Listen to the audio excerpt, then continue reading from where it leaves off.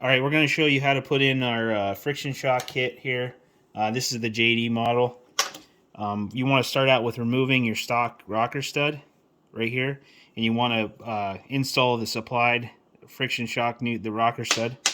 And I actually have one installed here already.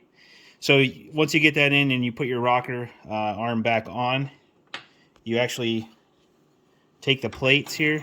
And these are all keyed so they can only go one way. And you just install like this. This is your actual rocker for the friction shock. This will pop right on. Install your last plate, and this is your keyed cover plate here.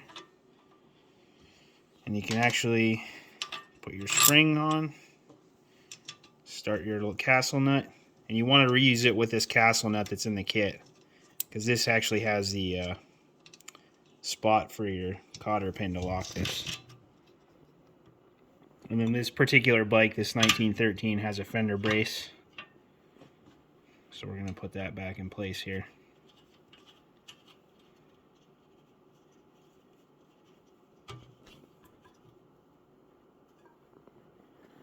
And then you have an installed friction shock.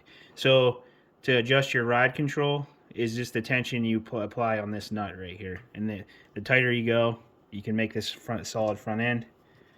And when you're done getting your desired ride quality, you can actually just install this cotter pin.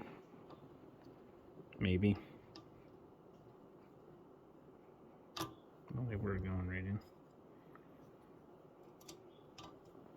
Just like that.